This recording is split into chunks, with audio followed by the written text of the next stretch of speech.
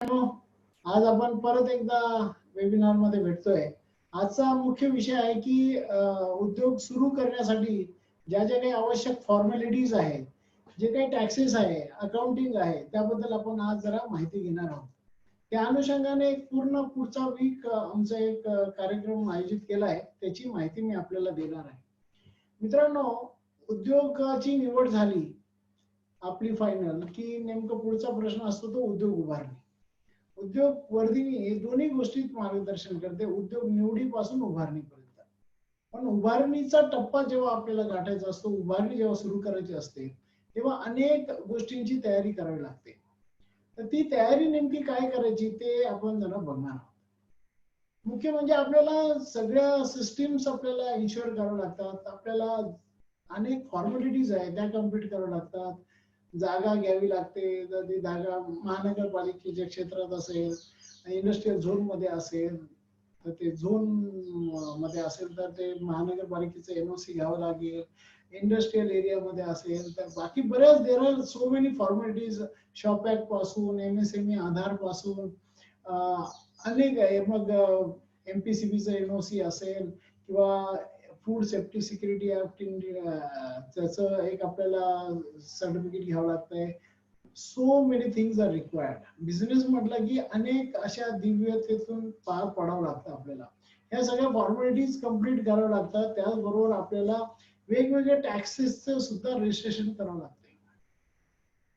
आपल्याला वेगवेगळे टॅक्स सुद्धा असतात, जसं इन्कम टॅक्स आपल्याला सगळ्यांना माहिती आहे.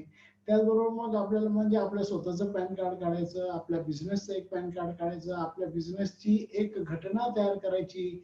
मग त्याच्यामध्ये पार्टनरशिप असेल तर पार्टनरशिप बिल्ड करायचं, प्रायव्हेट लिमिटेड असेल तर त्या private limited memorandum of association बनवायचं, त्या कंपनीचं रजिस्ट्रेशन करायचं.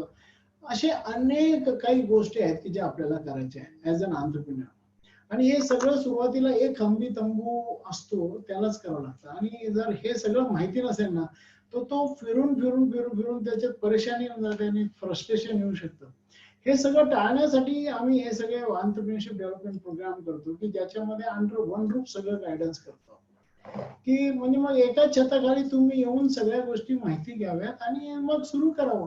कारण की याच्यामध्ये कसं आहे की काही ऍक्टिव्हिटी अशा असतात की ज्या सायमल्टेनियसली करायच्या आहे, काही ऍक्टिव्हिटी अशा आहे की डिपेंडंट आहे, ती झाल्यावर ती होते, ती झाल्यावर ती होते. तर अशा या सगळ्या ऍक्टिव्हिटीचं प्लॅनिंग करून एक निर्धारित वेळेत तुम्हाला ते लक्ष गाठायचं बी आहे. अमुक एक तारखेला सुरू करायचं म्हणजे असं नाही की बिल्डिंग बांधली म्हणजे लगेच सुरू करता येईल, असं नाही की मी मशिनरी आणली म्हणजे सुरू करता येईल.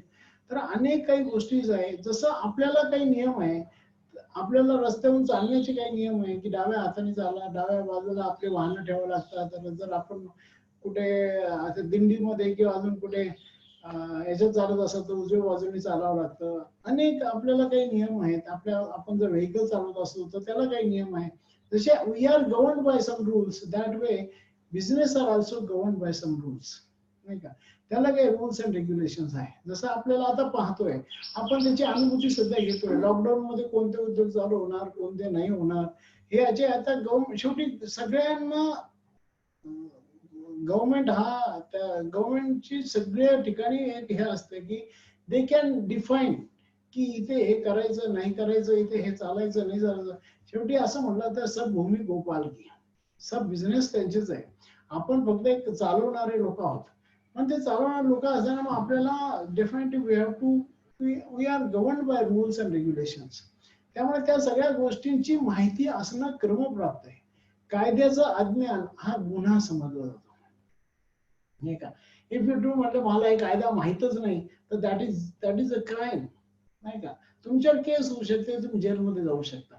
अनेक अशा काही गोष्टी आहेत की मग आता तुम्ही जर वजन ठेवत असाल तर त्याचा एक वेगळा कायदा आहे. त्याला वजन व माप त्याचा एक कायदा आहे. So many rules and regulations are there, so many laws are governing us. तर त्या सगळ्या गोष्टींची माहिती घेणं आवश्यक आहे. तर आपण याच्यामध्ये काय घेणार आहोत की पहिलं आपण गोइंग टू स्टार्ट म्हणजे आपण 25 तारखेपासून 30 तारखेपर्यंत एक पूर्ण आठवड्यामध्ये या सगळ्या गोष्टींची माहिती घेणार आहोत. 25 तारखेला आणि 26 तारखेला आपण बेसिकली वेगवेगळ्या टॅक्सेस काय, जसं इन्कम टॅक्स आहे, जीएसटी आहे, मग प्रोफेशनल टॅक्स आहे, अजून जे जे काही टॅक्सेस आहे उद्योगाच्या अनुषंगाने त्या सगळ्या गोष्टीचे टॅक्सेशन आपण जरा माहिती घेणार आहोत. त्याचं रजिस्ट्रेशन कसं करायचं, त्याला कितीपर्यंत एक्झम्पशन आहे, काय आहेत, कोणकोणत्या नुसत्या काही फॉर्मॅलिटीज काय आहेत त्याच्यासाठी, त्या सगळ्या गोष्टी आपण बघणार आहोत. मग त्यासाठी आपल्याला दुसरी म्हणजे एक आपल्याला फायनान्सची सिस्टीम बी तयार करावी लागते. म्हणजे आपल्याला एक अकाउंट मेंटेन करणं खूप गरजेचं आहे. अकाउंट असं म्हटलं जातं की बिझनेसचा आत्मा आहे अकाउंट. तर अकाउंटचं आपल्याला माहिती असलीच पाहिजे. अकाउंटिंग कोणत्या गोष्टी, कोणती एंट्री कशी करायची, अकाउंटिंगच्या सिस्टीम्स कशा असल्या पाहिजे, खूप महत्व आहे. नाही तर बरेच वेळेला असं होतं हे अकाउंटिंग आणि कॉस्टिंगच कळालं नाही तर आपण बिझनेस काय करू राहिलो, आपला आउटपुट काय येऊ राहिलं, आपल्याला प्रॉफिट काय येऊ राहिलं हेच कळत नाही अनेक लोकांना. म्हणजे ते at the end of the day जेव्हा कॅल्क्युलेशन करतात की तेव्हा कळतं की अरे आपण तर बिझनेस दुसऱ्यासाठीच करू राहिलो. तर आपल्याला पदोपदी आपल्याला कळालं पाहिजे की आपण बिझनेस मध्ये काय करू राहिलो, व्हॉट इज द आउट. शेवटी ultimately we all want is profit. आणि प्रॉफिट जर आपल्याला माहिती असायला पाहिजे की आपलं प्रॉफिट किती आणि कसा मिळणार आहे, आणि त्याचा आपल्याला मग रेग्युलर अकाउंटिंग, आज सुदैवाने खूप चांगले चांगले सॉफ्टवेअर्स अवेलेबल आहे. टॅली सारखे सॉफ्टवेअर आहे की ज्याच्यात तुम्हाला एव्हरी डेचा ट्रायल बॅलन्स मिळू शकतो. एव्हरी डेचं प्रॉफिट अँड लॉस अकाउंट तुम्हाला मिळू शकतं. कोणाचे किती देणे आहे, कोणाचे किती घेणे आहे हे तुम्हाला कळू शकतं. तुम्ही काय, आणि हे सगळं तुम्हाला कळायला हवं म्हणून त्याच्यासाठी एक सिस्टमॅटिकली रेकॉर्ड मेंटेन करायला हवे. मग त्याच्यासाठी बिलिंग कसं करायचं, व्हाउचर्स कसे तयार करायचे हे सुद्धा आपल्याला माहिती असणं आवश्यक आहे. तुम्ही म्हटलं एकदम अकाउंटंट करेल, सगळं अकाउंटंट करू शकतो, तो काही वादच नाही, त्याचं कामच ते आहे. परंतु त्याला डायरेक्शन तुम्हाला द्यावं लागतं की हे इथे टाकते तिथे टाक. काय आपल्याला अनेक काही बेनिफिट्स असतात, जसं मग आपल्याला काही डेप्रिसिएशन आहे, काही एक्झम्पन्स आहे, कुठे कोणत्या गोष्टीला एक्झम्पशन आहे, कोणत्या गोष्टीला नाही आहे, ते आपल्याला माहिती असलं पाहिजे. जसं आपण जर एखादं नवीन घर घेतलं तर आपल्याला पंतप्रधान आवास योजनेच्या अंतर्गत 2.67 लाखाची सबसिडी आहे. आपल्याला जर आपण होम लोनचा हप्ता भरत असेल तर आपल्याला काही टॅक्स एक्झम्पशन आहे. So friend, there are so many benefits available. हे सगळे बेनिफिट जर माहिती असेल, इन्शुरन्स असेल, मग त्या इन्शुरन्स मध्ये आपल्याला किती कोणते इन्शुरन्स घ्यावं लागतं, मग आपल्याला वेगवेगळे, म्हणजे आपले it's not only the personal insurance. मग आपल्या जेव्हा तुम्ही एखादी इंडस्ट्री टाकता तर पहिले बँक तुम्हाला तुमच्या प्रॉपर्टीचा इन्शुरन्स करायला लावते. तर अनेक अशा काही फॉर्मॅलिटीज आहेत की ज्या तुम्हाला कराव्या लागतात, आणि या सगळ्यांची माहिती घेऊन आपण उतरलं पाहिजे. नाही तर काय होतं की या सगळ्या फॉर्मॅलिटी कम्प्लीट करण्यातच आपले दिवस जातात आणि मग आपल्याला लोन मिळत नाही, असं काय होतं. लोन मिळायचं म्हटलं तर तुम्हाला अनेक काही गोष्टी कराव्या लागतात. मग फॉर्मॅलिटीज मध्ये अनेक गोष्टींचे कोटेशन्स तुम्हाला घ्यायचे. आता मशिनरीचं कोटेशन आहे, आपण फर्निचरचं कोटेशन आहे, आपल्या बिल्डिंग कन्स्ट्रक्शन करणार आहे त्याचं कोटेशन आहे, जे आपण कच्चा माल घेणार आहे त्याचं कोटेशन आहे.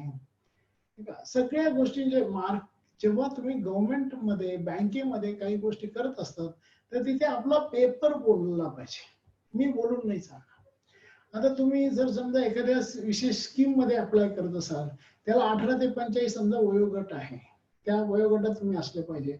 मग तुमच्याकडे वयाचा दाखला पाहिजे, मग तुमच्याकडे स्कूल लिव्हिंग पाहिजे, नाही का. तुम्ही त्या जिल्ह्याचे रहिवासी पाहिजे 3 वर्षापासून, तर मग त्या जिल्ह्याचे रहिवासी असल्याचं तुमच्याकडे डोमिसाईल सर्टिफिकेट पाहिजे, आधार कार्ड असलेलं पाहिजे. आपल्याला उद्योगाचं बी आधार कार्ड काढावं लागतंय. सो मित्रांनो, अनेक अशा काही गोष्टी आहेत की ज्या तुम्हाला करणं आवश्यक आहे. तर मग तुम्हाला तुमचं खूप सोपं होऊन जातं. नाहीतर मग काय होतं, आपल्याला वाटतं अरे काय फॉर्मॅलिटीज आहे काय, आणि ते असल्याच पाहिजे ना. फॉर्मॅलिटी नसेल तर लोक बेशिस्तपणे कसे वागतील.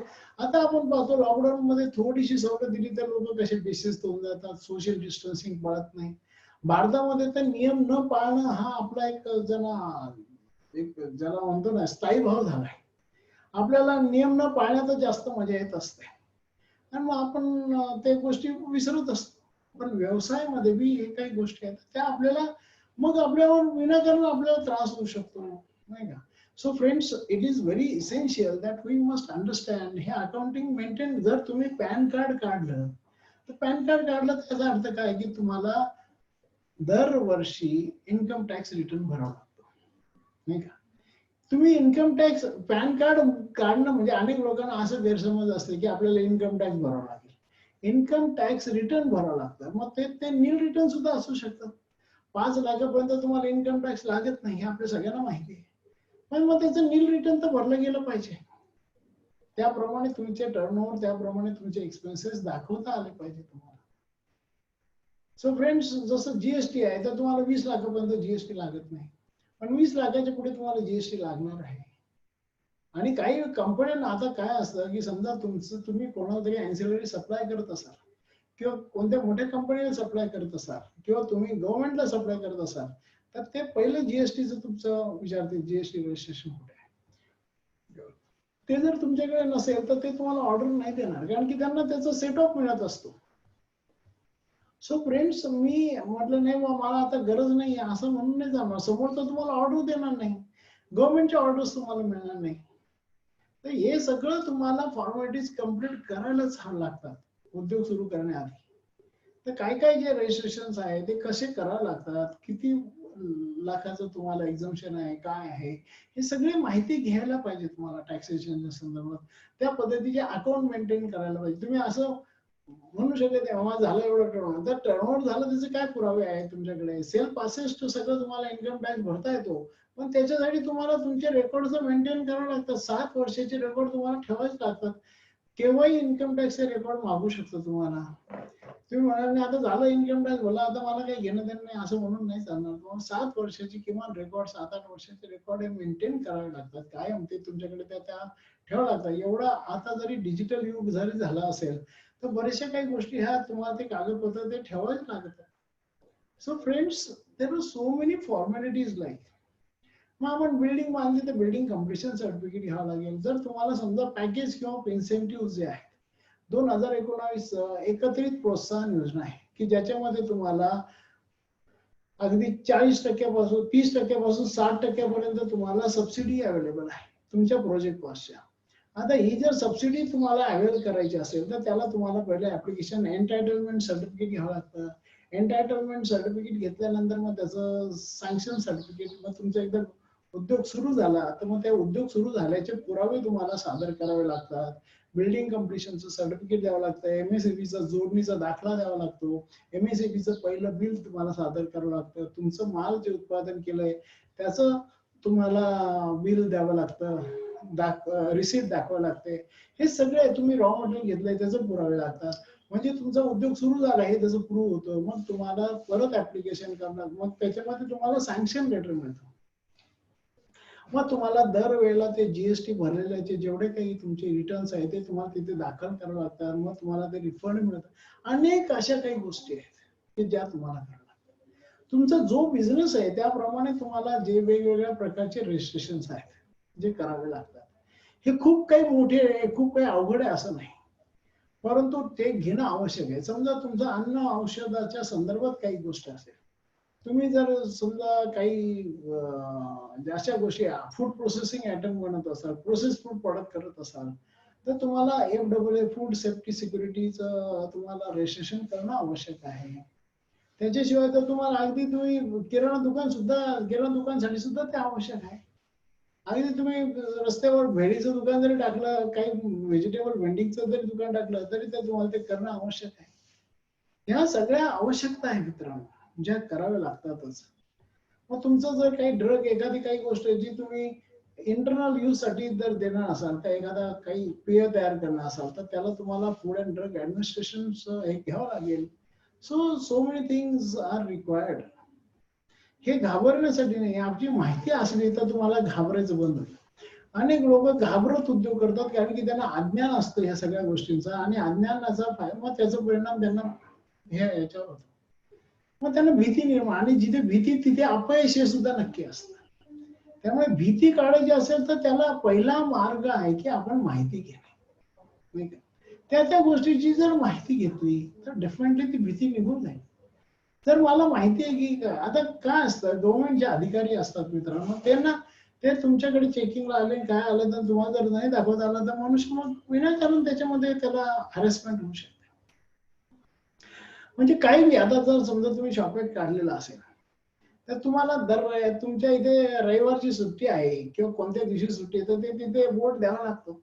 माझ्याकडे एकदा शॉपिंग इन्स्पेक्टर आले, त्यांनी माझ्या अशा काही चुका काढल्या, म्हणजे मी जरी लोकांना शिकवत असेल त्यांनी माझ्याही चुका काढल्या, म्हणजे त्याच्यात म्हणजे त्या अशा हसू येईल अशा काही चुका होत्या. पहिली चूक त्यांनी काढली की तुमच्या इथे पार्टी नाही की दर रविवारी बंद, आणि तुमचं केव्हा बंद म्हणणार रविवारी बंद, असं म्हणजे पार्टी कुठे नाही, पार्टी नव्हती. मग ते लगेच आम्ही कम्प्युटर प्रिंट आउट करून चिटकून दिलं, ते त्याला दाखवलं, ठीक आहे. त्यामुळे तुमच्याकडे माठ कुठे, म्हणलं हो वॉटर फिल्टर आहे आणि माठ पाहिजे. आता तोही माठ होता, तर काय करणार, माठ पाहिजे, मग त्याच्या वगैरे वाळा पाहिजे. त्याला म्हटलं आता एवढं ते केंट लावलेलं आहे मी, मग त्याला दाखवलं. ते काय होतं काही लोकांना म्हणजे मला, पण त्याच्यानंतर आता काय झालं की माझा पत्ता बदललेला होता. मी पहिले माझं ऑफिस इथे राका कॉलनीत होतं, ते राका कॉलनीतून इकडे आलं होतं शॉपॅक्ट वर, ते ऍड्रेस चेंज करायचं राहून गेलं होतं. पण त्याचं मग मला म्हणजे मला हे लक्षातच राहिलं नाही. काही वेळेला अज्ञानाने त्या गोष्टी होत असतात, माहिती असून सुद्धा आपण इग्नोरन्स करतो. तर अशा ज्या काही गोष्टी आहेत त्या तुम्हाला माहिती असणं आवश्यक आहे. नाही तर मग काय अर्धा ठीक आहे, मला त्रास नाही झाला, मी त्यांना सगळं सांगितलं दाखवलं, आणि ठीक आहे म्हणतात जे काही तुमचा दंड आहे तो घ्या ऑफिशियली ते करा. तर मला काय म्हणायचं की अशा अनेक काही गोष्टी आहेत की ज्याचा तुम्हाला विनाकारण ससेमिरा तुमच्या मागे लागू शकतो. त्यामुळे हे सगळ्या गोष्टींच्या फॉर्मॅलिटी, मग आपल्याला एमपीसीबीचा एनओसी घ्यायला पाहिजे. जर तुमचा एखादा कोणताही जर मॅन्युफॅक्चरिंग इंडस्ट्री म्हटली तर तुम्हाला महाराष्ट्र पोल्युशन कंट्रोल बोर्डचा एनओसी घ्यावा लागतो. ते जर नाही घेतला तर तुम्हाला स्वस्त दराने वीज भेटणारच नाही. तर ती वीज जर स्वस्त दराने घ्यायची असेल तर एमपीसीबीचा एनओसी घ्यावा लागेल. आता एमपीसीबीच्या अनेक ऍक्टिव्हिटी त्यांनी अशा केल्या आहे की ज्याच्यामध्ये फक्त एक 1200 रुपयाचा फॉर्म भरून तुम्ही तो एनओसी घेऊ शकता. ते तुमच्याकडे इतर त्यांनी काही लिस्ट केली आहे, आयडेंटिफाय केली की ज्याला असं काही खूप खास चेकिंग करण्याची गरज नाही. पण बाकी सगळ्या उद्योगांना तुम्ही पोल्युशन करत असा नसा तुम्हाला ते रजिस्ट्रेशन करावं लागतंय, ते एनओसी घ्यावं लागतंय. मित्रांनो अशा अनेक अशा काही एनओसीज आहेत ज्या तुम्हाला करावं लागतात. मग आपल्याला फॉर्मॅट जसं अकाउंटिंगचं दर तुम्हाला ऍडव्हान्स टॅक्स असतो, जर तुम्हाला दर क्वार्टरली तुम्हाला ऍडव्हान्स टॅक्स भरावा लागतो. तुम्हाला लक्षात आलंय की मला या 3 महिन्यात मला चांगला नफा झालाय, मग तुम्हाला त्याचा ऍडव्हान्स टॅक्स काही प्रोजेक्टेड करून तुम्हाला ऍडव्हान्स टॅक्स भरावा लागतो, नाहीतर त्याची पेनॉल्टी बसते. तर दर 3 महिने तुम्हाला ते म्हणजे 15 मार्चला, नंतर 15 जूनला, नंतर 15 सप्टेंबरला आणि 15 डिसेंबरला हे त्याचे काही तारखा आहेत, त्या तारखेला तुम्हाला ते ऍडव्हान्स टॅक्स भरावा लागतो, नाही का. तर ह्या काही रिटर्न्स आहेत, तुम्हाला जीएसटी रिटर्न्स आहेत, इन्कम टॅक्स रिटर्न्स आहेत, काही काही याचे दर महिन्याचे रिटर्न्स असतात. तुम्ही जर समजा कोणाचा टीडीएस कट करत असाल तर त्याचे रिटर्न्स भरावे लागतात, ते तुम्हाला दरवेळ त्या विशिष्ट तारखेच्या आत भरावं लागतंय, त्याचे रिटर्न्स भरावे लागतात. नुसते मी टॅक्स भरून नाही चालत, त्याचे रिटर्न सुद्धा भरावे लागतात. ते हे माहिती असलं पाहिजे, नाही तर मग काय असतं विनाकारण पेनॉल्टीज बसतात मित्रांनो. आता तर खूप हेवी पेनॉल्टी सुद्धा आहेत. त्यामुळे ह्या पेनॉल्टी टाळण्यासाठी याची माहिती हीच याचं उत्तर आहे की जे या सगळ्या गोष्टींची आपण व्यवस्थित माहिती घेऊन काम करा तर तुमच्या मनात ती भीती निघून जाईल. ओके, तर या सगळ्या फॉर्मॅलिटीज आहेत, त्या सगळ्या गोष्टी आम्ही सविस्तर विथ प्रॅक्टिकल तुम्हाला त्याच्यामध्ये माहिती देणार. आमचे नामांकित चार्टर्ड अकाउंटंट संजय गोयल आहे, ते तुम्हाला या संदर्भात माहिती देणार आहे. ओके, मी सुद्धा तुम्हाला एक दिवस त्याच्यामध्ये माहिती देणार आहे. त्याच्यानंतर एक 3 दिवस नुसतं फिजिकल सगळ्या गोष्टींची तयारी झाली, सगळे एनओसीज घेतले, पण मनाची तयारी बी होणं आवश्यक आहे. मनाची तयारी म्हणजे आपले काही गोल्स निर्धारित केले पाहिजे. मित्रांनो असं तुम्ही पहा, यशस्वी लोक कोण झाले, take review of any successful personality. आम्ही आता या रविवारी सुद्धा आमच्याकडे 2 उद्योजक आहेत ज्यांनी 5,000 व्यवसाय सुरू केला, 100 कोटीच्या वर टर्नओव्हर आहे, आणि आपलेच उद्योग वर्धिनीचे ट्रेंड पार्टिसिपंट आहे. त्यांचं नाव आहे शशिकांत धात्रे, मनीषा धात्रे, वरुण ऍग्रो म्हणून यांचं इंडस्ट्री आहे. आज महाराष्ट्रातलं 2nd नंबरचं फूड प्रोसेसिंगचं युनिट त्यांचं आहे. महाराष्ट्रातलं सगळ्यात मोठं स्टोन क्रशर त्यांचं आहे, मोठं फ्री पुडिंग युनिट आहे, अनेक काही गोष्टी आहेत. पण एकेकाळी यांच्याकडे 5,000 रुपये सुद्धा नव्हते, पण त्यांनी लक्ष ठेवलं की हे करायचंच आहे. घरच्यांचा विरोध होता, दे वर नॉट सपोर्टिंग. कारण याची बॉडी चांगली होती, घरच्यांना वाटत होतं की आम्ही इन्स्पेक्टर बनावं. पण आज ते मोठे एंटरप्रेन्योर झाले, कारण त्यांनी ते ठरवलेलं होतं. तर तुमचा गोल निश्चित असणं आवश्यक आहे. ज्याच्याकडे गोल नाही ना, त्याच्या जीवनात अचिव्हमेंट होताना दिसत नाही आपल्याला. धीरूभाई अंबानी जेव्हा भारतात आले तेव्हा एकच लक्ष ठेवत त्यांनी डोळ्यासमोर ठेवलं होतं की भारतातला नंबर 1 एंटरप्रेन्योर मी होणार. जेव्हा ते 1 लाखावर बी नव्हते, परंतु 15,000 रुपयांनी सुरुवात केलेली या माणसाने बघता बघता आज रिलायन्स कुठे आहे हे मी तुम्हाला सांगायची गरज नाही. सो मित्रांनो, हे लक्ष ठेवणं खूप गरजेचं आहे. लक्ष म्हणजे गोल. शिवाजी महाराज यशस्वी होण्याचं कारण त्यांच्यासमोर लक्ष होतं हिंदवी स्वराज्य स्थापन करायचं. जसं म्हणतो ना, काही लोक आहे ना, हे बघ उद्योग, मी नेहमी सांगते 3 प्रकारचे उद्योजक असतात. काही लोक कसे असतात, उद्योग का करतात की ज्याला आपण म्हणतो की ते जस्ट सॅलरी रिप्लेसमेंट. म्हणजे सॅलरी जेवढं काही मिळत होतं, समजा सॅलरीत मला अदरवाईज 50,000 मिळाले असते, 60,000 मिळाले असते, तर तेवढे आणि किंवा त्याच्यावर थोडीशी 10-20,000 वरती जरी मिळाले तर आय एम हॅपी. ते त्याच्यातच त्यांचा गोल संपून जातो. दे एंड देअर. त्यांना पॅशन काही डेव्हलप होत नाही त्याची. ते सुद्धा एक मॅनेजर म्हणूनच आपल्या स्वतःच्या उद्योगात काम करत राहतात. कारण त्यांचं लक्ष असतं की महिन्याचं आपलं जे मंथली रिक्वायरमेंट आहे तेवढी पूर्ण झाली पाहिजे. Somehow that should be maintained. दुसऱ्या प्रकारचे लोक कसे असतात की त्यांना एक छोटस लक्झरी पाहिजे असतं, जरा चांगला बंगला पाहिजे, चांगली गाडी पाहिजे, फॉरेन प्रवास झाले पाहिजे, मुलांचं चांगल्या ठिकाणी शिक्षण झालं पाहिजे वगैरे वगैरे. हे त्यांचं एक लक्झरी आहे, लाईफस्टाईल लेटर पाहिजे. आणि तिसऱ्या टाईपचे लोक असतात की जे हाय ग्रोथ चा विचार करतात, की जरा आपल्या जीवनात एक मोठी प्रगती व्हायला पाहिजे, मोठी ग्रोथ व्हायला पाहिजे. तर असे मग हे लोक खूप पुढे जाताना दिसतात तुम्हाला. आपण आता उद्योजकांच्या सिरीज मध्ये अनेक उद्योजकांना घेऊन आलो इथे, आणि हे सगळे जेवढे आतापर्यंत 13-14 उद्योजकांच्या मुलाखती झाल्या, हे सगळे लोक जे आपल्याकडे आले, हे यांचे सगळ्यांचे गोल फक्त निश्चित होते. त्यांच्याकडे काही नव्हतं. काही लोकांकडे, काही माझ्या एंटरप्रेन्योर्सकडे फी, जी आमच्या कोर्सची फी आहे ती भरायचे बी पैसे नव्हते. आज वैभव जोशी नावाचा विद्यार्थी, जसं आपण त्याला भेटलो की ज्यांचा 100 कोटी टर्नओव्हर आहे, पण त्याच्याकडे 300 रुपये सुद्धा त्याच्या एका मित्राने भरले त्याच्या फीचे.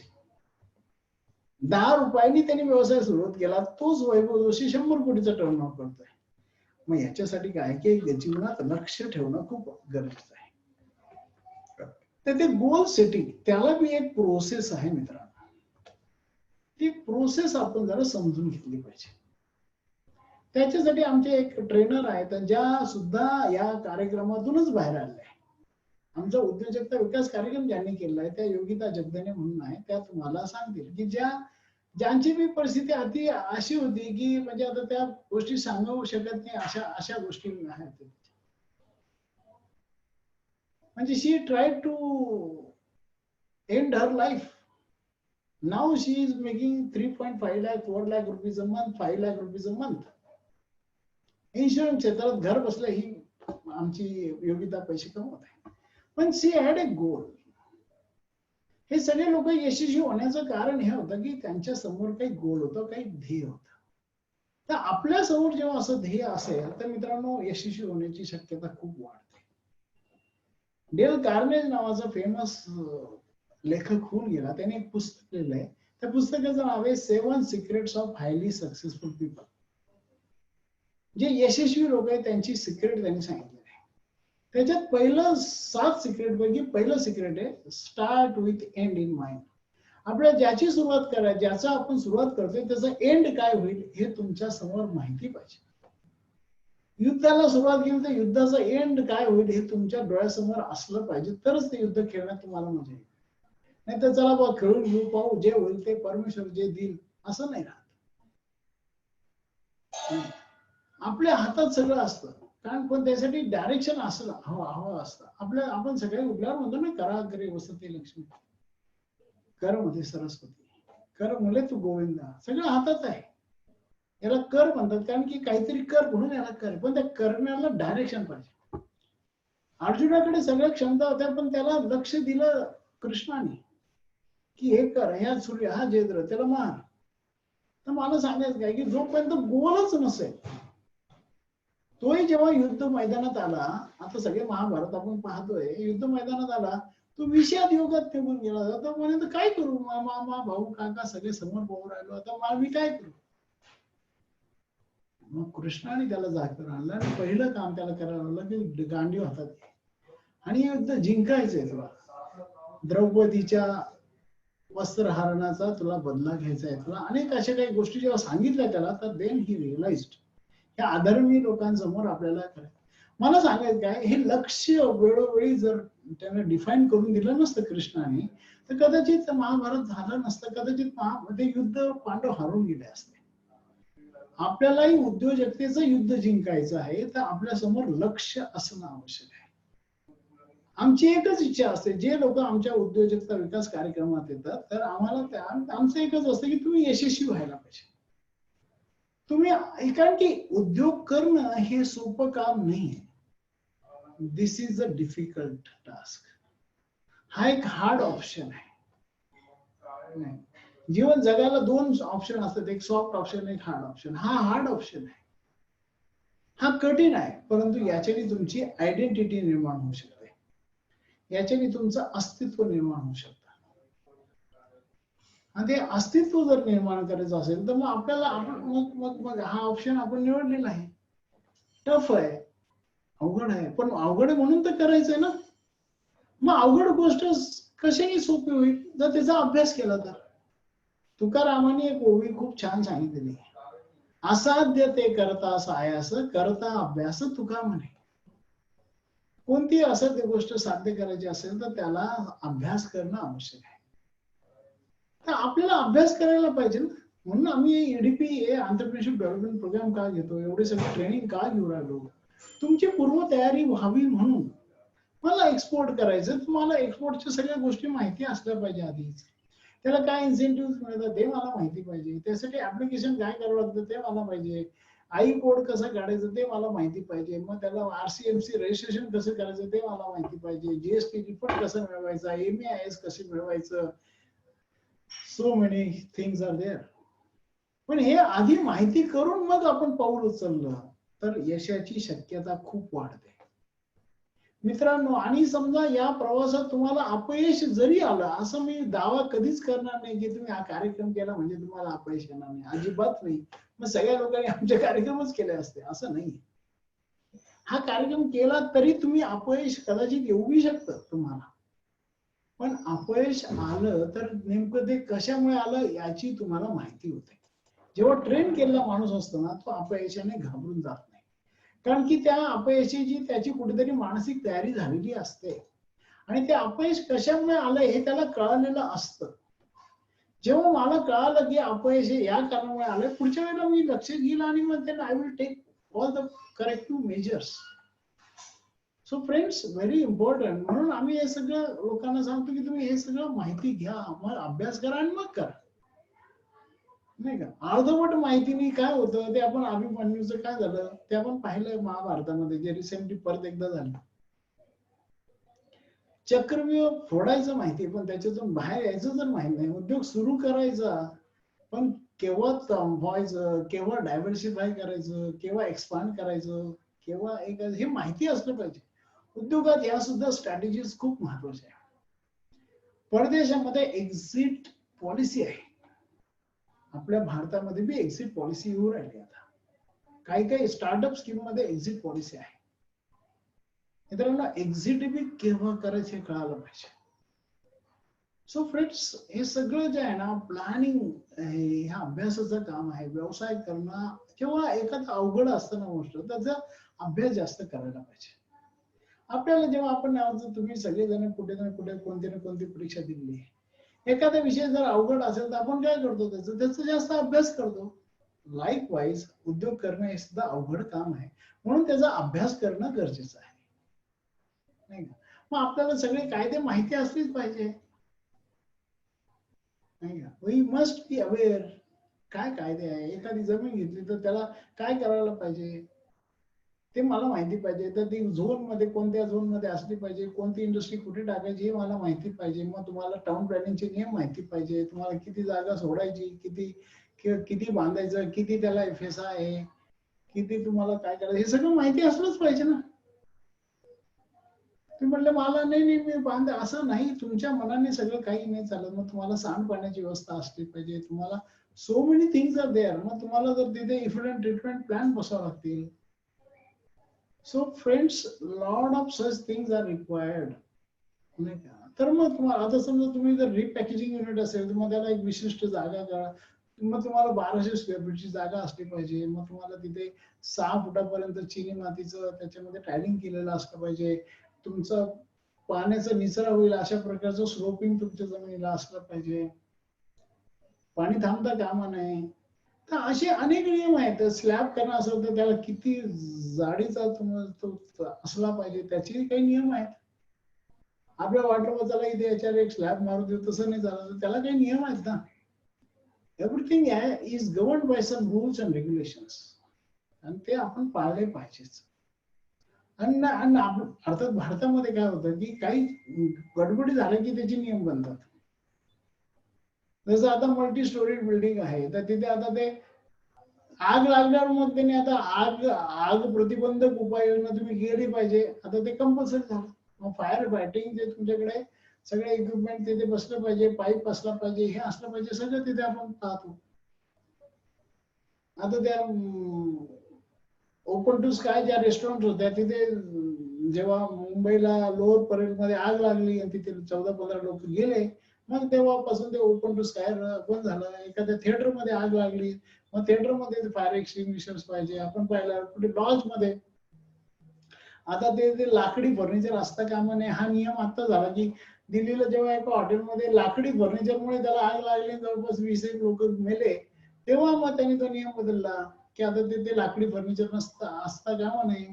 तर असे काही रूल्स आहेत मित्रांनो, जे काही आता भोपाळ गॅस ट्रॅजेडी झाल्यानंतर जेव्हा गॅस लीक झाला आणि लोक गेले, आता बी एक गॅस लीकचं प्रकरण आलं होतं विशाखापट्टणमला जे झालं, ते आपण ऐकलं असेल. तर असे गॅस लीक, मग त्याला बी काही नियम आहे, काही रूल्स आहेत.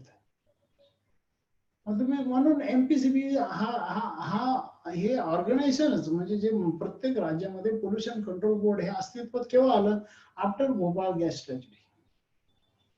ती ट्रॅजेडी झाल्यानंतर मग ते सगळ्यांना, आता कोणताही उद्योग असावं, म्हणजे तुम्ही इलेक्ट्रॉनिकचा उद्योग करा, त्याच्यात काही पोल्युशन असायचं काही कारण नाही, पण त्याच्यासाठी सुद्धा तुम्हाला MPCBचा NOC घ्यावा लागतो. तर हे सगळ्या आहेत फॉर्मॅलिटीज. तुम्ही म्हणाल मी उद्योग करतो, माझ्या मागे एवढं का, मग ते करावं लागतंय. कारण की शेवटी जेव्हा तुम्ही सार्वजनिक आरोग्य त्याच्यामुळे काही धोक्यात येणार नाही याची काळजी सुद्धा तुम्हाला घ्यावी लागते. Man is a social animal, आपण एक समाजात राहतो, तर त्यामुळे आयसोलेशन मध्ये कुठे कुठे राहत नाही, तर समाजात राहतो. तर मग त्याचे काही नियम असतात. उद्योगासाठी काही नियम आहे, काही जागा राखीव आहे, मग ते इंडस्ट्रियल झोन मध्ये केलं पाहिजे, मग त्या इंडस्ट्रियल इस्टेट त्याच्यासाठी उभे केले आहेत. तर अशा काही फायदे कायदे कानून आहे ते माहिती पाहिजे. अकाउंटिंगच्या गोष्टी माहिती पाहिजे, तुम्हाला फायनान्स गोष्टी माहिती पाहिजे, कशा पद्धतीने आपल्याला फॉर्मॅलिटीज काय करायचे, लोन करायचंय, मग आपलं सिबिल स्कोअर चांगला असला पाहिजे, नाही का. तो सिबिल स्कोअर चांगला कसा ठेवायचा ते बी आपल्याला माहिती पाहिजे. कधी काळी समजा तुमच्या घरच्यांनी, वडिलांनी, कोणी आजोबांनी काही केला असेल तर त्याचा त्रास सुद्धा तुम्हाला होऊ शकतो अजाणतेपणी, म्हणजे इग्नोरन्समुळे सुद्धा होऊ शकतं. कधी वेळ क्रेडिट कार्डचं पेमेंट केलं नसेल तुम्ही छोटस, तर त्याचा त्रास सुद्धा तुमचं सिबिल खराब होण्यात होऊ शकतो. तर अशा काही गोष्टी आहेत की ज्या आपल्याला माहिती आहे. आणि मग काय होतं, मग तुमचं मग तुम्हाला लोन मिळत नाही, मग तुम्हाला परवानगी मिळत नाही, मग तुम्हाला MPCB परवानगी देणार नाही, मग तुम्हाला पॅकेज किंवा इन्सेंटिव्हचा फायदा होणार नाही, मग उद्योगाच्या सबसिडी तुम्हाला मिळणार नाही. शासनाचं असं आहे की तुम्हाला जर गव्हर्नमेंटचे बेनिफिट घ्यायचे असतील, तेव्हा उद्योगाचं तुम्हाला अजूनही सांगतो, उद्योगाचं रजिस्ट्रेशन करणं हे कंपल्सरी नाहीये, व्हॉलंटरी आहे. पण जर गव्हर्नमेंटचे बेनिफिट घ्यायचे असेल तर ते कंपल्सरी आहे. If you want to avail government जे इन्सेंटिव्ह अनेक काही बरेचसे दिल्लीतले मुंबईत बरेच असे उद्योग अनरजिस्टर्ड आहेत. पण त्याच्यात मग आता बरेच कारवाया होत आहेत ते आपण पाहतोय. पण मित्रांनो हे कशाला करायचं? सगळं व्यवस्थित रजिस्ट्रेशन करून सगळ्या गोष्टी करून शासनाचे एवढे बेनिफिट्स आहेत त्याचा फायदा बी आपण घ्यायला पाहिजे. एवढे पॅकेज किंवा इन्सेंटिव्ह मध्ये आपल्याला 60% 70% पर्यंत तुम्हाला तुमच्या प्रोजेक्ट 1 कोटीचा प्रोजेक्ट असेल तर 60 लाख रुपये तुम्हाला 7 वर्षात परत येतात. तर असे जेव्हा काही बेनिफिट्स आहेत तर ते मी घ्यायलाच पाहिजे. आता तुम्हाला या लॉकडाऊनमुळे अनेक काही शासनाने खास आत्मनिर्भर होण्यासाठी अनेक काही योजना जाहीर केल्या. पण ह्या योजनेचा लाभ त्यांनाच मिळेल की ज्यांचे रजिस्ट्रेशन आहे. रजिस्ट्रेशन नसेल तर मग तुम्हाला त्याचा लाभ नाही मिळणार. आता रिलायन्सचा राईट इश्यू आला, पण हा राईट इश्यू कोणाकडे? ज्यांच्याकडे त्याची शेअर आहे त्यांनाच ते राईट इश्यू मिळणार आहे. शेअर्स खूप भारी आहे, परंतु त्याचं राईट तुमच्याकडे जर ते नसतील तर तुम्हाला मिळणारच नाही ना, त्याचे शेअर्सच नसतील. तर मित्रांनो मला सांगायचं असं आहे की तुम्ही जेव्हा शासनाचे बेनिफिट्स उचलायचे आहे, तुम्हाला शासनाच्या अनेक सवलतीचा फायदा घ्यायचा आहे, तर मग definitely you need to do all the formalities. तुम्हाला त्या सगळ्या फॉर्मॅलिटीचं पालन करणं आवश्यक आहे. तसं तुम्हाला गाडी चालवायची तर लायसन्स घेणं आवश्यक आहे, नाही तर तुम्हाला दंड होऊ शकतो. मग तुम्हाला ते पीयूसी सुद्धा घ्यावं लागतं. पोल्युशन अंडर कंट्रोल आहे तुमची गाडी, त्याचं तुमच्याकडे सर्टिफिकेट असलं पाहिजे, तुम्ही इन्शुरन्स काढलेला असला पाहिजे. जसं गाडीला नियम आहे, एखादी गाडी मेंटेन करायची असेल तर तसं इंडस्ट्री मेंटेन करायची असेल तर त्यालाही काही नियम आहेत ना. 10च्या वरती लोक असेल तर मग फॅक्टरी ऍक्टच्या खाली रजिस्ट्रेशन करावं लागतंय. So friends, all these rules and regulations are there, all these formalities are there that need to be completed. Application करायचं असेल लोनला त्याचे काहीसाठी काही फॉर्मॅलिटीज आहेत त्या कम्प्लीट करावं लागतात. तुमचा 7/12 उतारा तुम्हाला रेंट अग्रीमेंट असेल तर ते रजिस्टर्ड रेंट अग्रीमेंट लागेल तुम्हाला. So many things are there. तर हे सगळ्या गोष्टी आम्ही ह्या पुढच्या वीक मध्ये, जो सोमवारपासून सुरू होत आहे त्या वीक मध्ये रोज सकाळी 8 ते 9:30 या पिरियड मध्ये, एक सोमवार ते शनिवार या पिरियड मध्ये तुम्हाला हे सगळं सांगणार आहोत की ज्याच्यामुळे तुम्हाला सगळं एक्सपोजर मिळेल आणि you can it will help you to start up your own business. हा सगळा जो कार्यक्रम आहे हा सगळा कार्यक्रम ऑनलाईन होणार आहे. आता या लॉकडाऊनमुळे आम्ही सगळ्या गोष्टी ऑनलाईन द्यायला सुरुवात ऑलरेडी केली आहे. म्हणजे आज बरोबर लॉकडाऊन व्हायला 2 महिने झाले. 2 months are over. 2 महिन्यापूर्वी मोदीजींनी 22 मार्चला लॉकडाऊन केलं. आज त्याला 2 महिने पूर्ण झाले. तेव्हापासून आम्ही 24-25 तारखेपासूनच आमचं सगळं ऑनलाईन गोष्टी सुरू केल्या आणि तेव्हापासून आज अनेक म्हणजे more than 25-30,000 people we have त्यांच्यापर्यंत आम्ही पोहोचलो आणि त्यांना वेगवेगळ्या गोष्टीत आम्ही त्यांना हे नॉलेज दिलं आहे, त्यांना मोटिवेशन दिलं आहे, त्यांना इन्स्पिरेशन दिलं आहे, वेगवेगळ्या उद्योजकांना बोलवून. त्यामुळे अनेक लोकांचे आमच्याकडे आज इतके अप्रिशिएशन आहे काय सांगावं तुम्हाला. आणि याच्यातच आम्हाला खूप आनंद आहे की चला आम्हाला मी एवढं कन्व्हिनियन्स आहे की मी आज घरी बसून ऑफिसमध्ये बसून तुमच्यापर्यंत पोहोचतोय. कोणी माझी पुण्याहून ऐकताय, कोणी मुंबईहून ऐकताय, कोणी नागपूरहून ऐकताय. सो फ्रेंड्स, तुम्ही सुद्धा हे सगळे आज तुम्ही तुमच्या घरी आहात आणि आज आपण बोलतोय. तर मित्रांनो हे व्रत आम्ही घेतलेलं आहे, एंटरप्रेन्योरायझिंग द सोसायटी, उद्योग समाजाचं उद्योजकीकरण.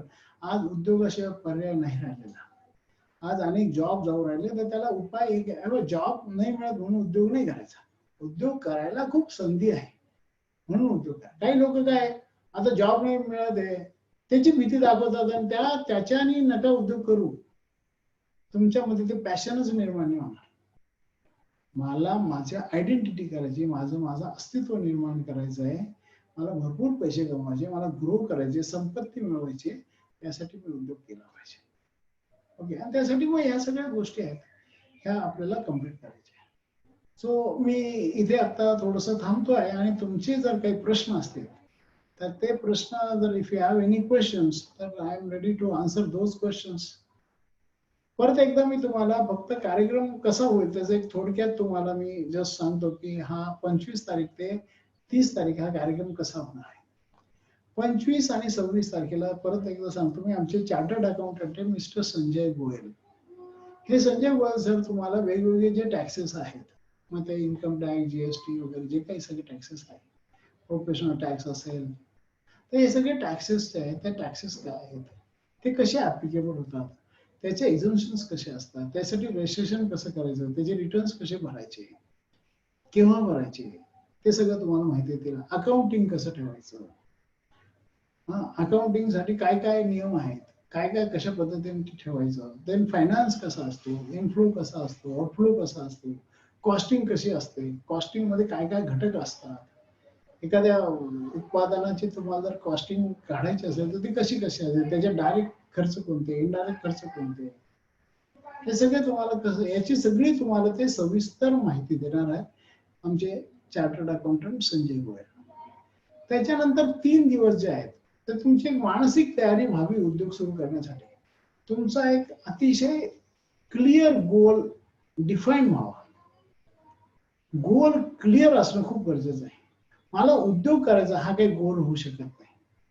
मला कोणता उद्योग करायचा, मग गोल कसा पाहिजे, त्याचे काही पॅरामीटर्स आहेत. Goal should be very specific. नेमकं काय करायचं तुम्हाला माहिती पाहिजे. तो गोल टाइम बाउंड असला पाहिजे, कोणत्या तारखेपर्यंत करायचं, मग हे सगळं कसं करायचं. गोल चॅलेंजिंग असला पाहिजे, गोल मेजरेबल असला पाहिजे, गोल ऍक्टिव्हिटी ओरिएंटेड असला पाहिजे, गोल विजिबल असला पाहिजे, दिसला पाहिजे आपल्याला काय आहे.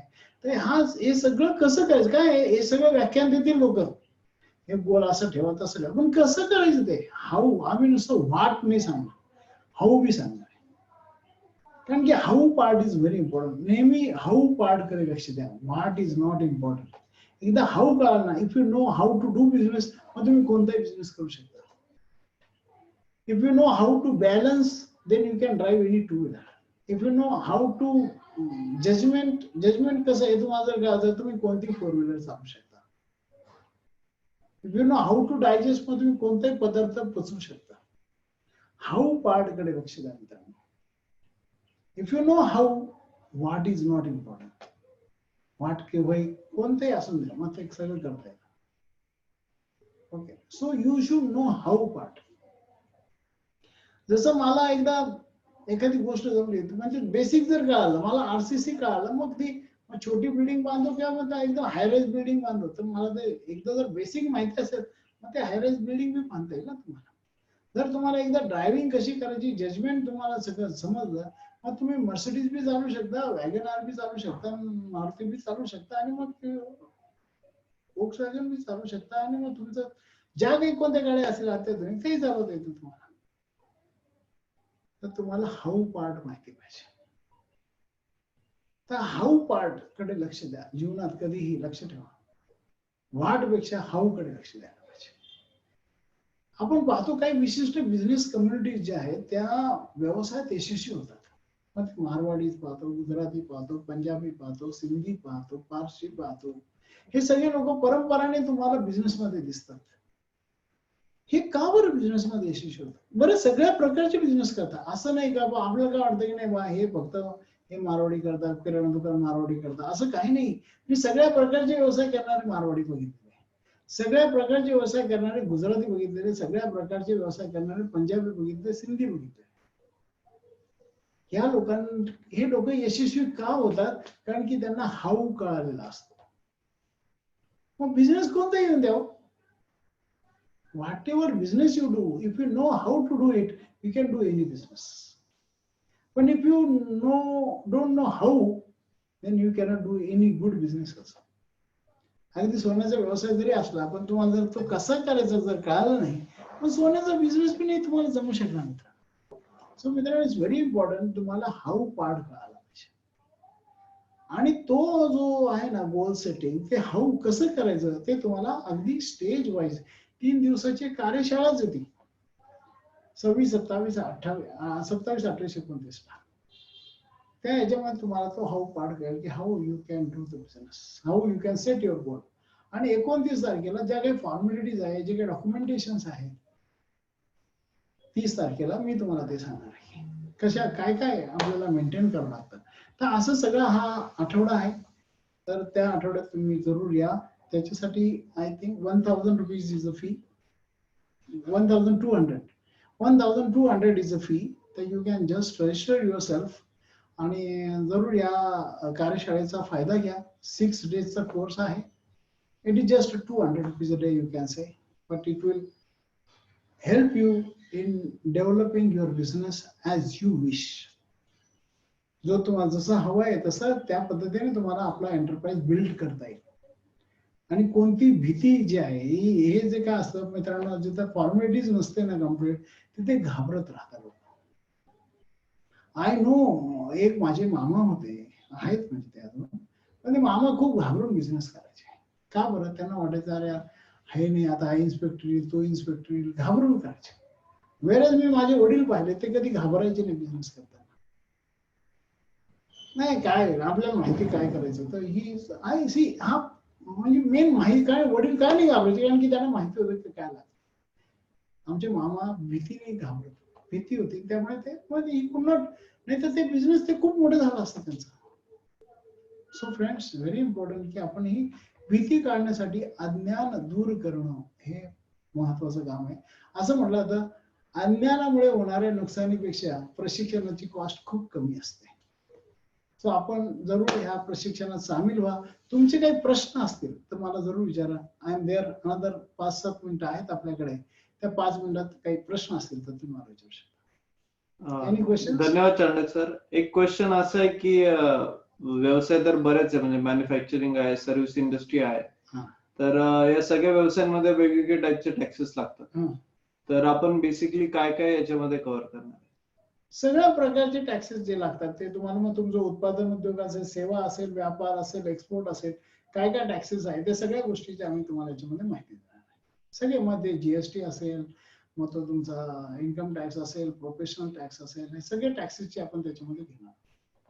आणि अजून त्यालाच एक सपोर्टिंग क्वेश्चन आहे की आपण वेगवेगळे उद्योग बघितले, पण उद्योगामध्ये बऱ्याच टाईपचे टाइप्स, म्हणजे पार्टनरशिप आहे, प्रोप्रायटर आहे, प्रायव्हेट लिमिटेड आहे, मग त्या गोष्टींचं पण सेपरेशन त्या सुद्धा आपण सांगणार आहोत की कसं असतं की शेवटी काही टॅक्सेस जे आहेत ते तुमच्या टाईप ऑफ ऑर्गनायझेशन प्रमाणे असतात. तर तुमची फर्म कशी आहे, प्रोप्रायटरी असेल तर त्याला काय टॅक्स असतं, पार्टनरशिपला कसं असतं, LLP ला काय असतं, मग प्रायव्हेट लिमिटेड कंपनीला काय असतं, लिमिटेड कंपनीला काय असतं, कोऑपरेटिव्हला काय असतं, ट्रस्टला काय असतं, हे सगळ्या गोष्टी आपण त्याच्यामध्ये माहिती देणार आहोत. आणि या ट्रस्ट कशा फॉर्म करायच्या, किंवा हे ज्या ऑर्गनायझेशन्स आहेत त्या कशा फॉर्म करायच्या, कुठे त्याचं रजिस्ट्रेशन करावं लागतं, ते तुमचं पार्टनरशिप डीड बनावं लागतं, मेमोरेंडम असोसिएशन बनावं लागतं, हे कसं करायचं तेही तुम्हाला त्याच्यामध्ये करणार आहे. अजून काही प्रश्न?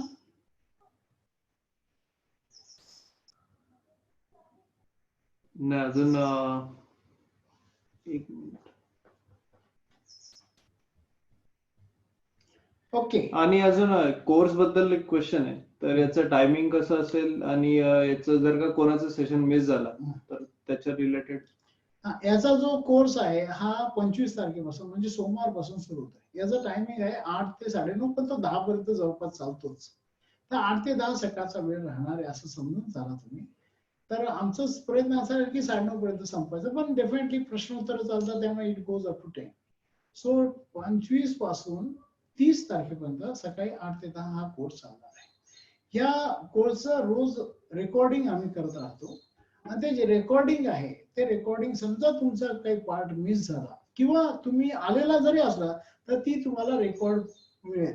संध्याकाळी तुम्हाला त्याचं एक व्हिडिओ मिळेल, आणि ते व्हिडिओ मिळाल्यानंतर तुम्ही तो चेक करू शकता, परत पाहू शकता, तुमची रिव्हिजन सुद्धा होऊ शकते. ज्यांनी नाही अटेंड केलं त्यांच्यासाठी ते रिफ्रेश होऊ शकते. सो हे सुद्धा तुम्हाला दिलं जाणार आहे. आणि अजून एक क्वेश्चन आहे की हे HR, एक श्रोत्यांचा क्वेश्चन आहे की HR स्टुडंट साठी हे युजफुल असेल का? जर तुम्हाला बिझनेस करायचा असेल तर युजफुल आहे. बिझनेस करायचा नसेल तर फक्त माहिती म्हणून उपयोगाचं आहे. जर तुम्हाला याची कन्सल्टन्सी करायची असेल तर तुम्हाला उपयोगाचं आहे. जर तुम्ही समजा कोणाला काही कन्सल्टन्सी देणार आहात तर तुम्हाला हे माहिती असलं पाहिजे की काय रजिस्ट्रेशन असं, काय असं फॉर्मॅलिटीज, तर त्यासाठी गरजेचं आहे. पण बिझनेस करण्यासाठीच आहे, no doubt about it. So anyone who is interested in business and computing, हे सगळे फॉर्मॅलिटीज काय असतात ते तुम्हाला माहिती करून घ्यायचे असेल तर तुम्ही जरूर याच्यात सामील व्हा. परत एकदा सांगतो, 25 ते 30 हा कार्यक्रम आहे. तुम्हाला अगदी तपशीलवार मी दिलेला आहे. रोज सकाळी 8 ते 10 या वेळेत आहे. 1200 रुपयाची फी आहे.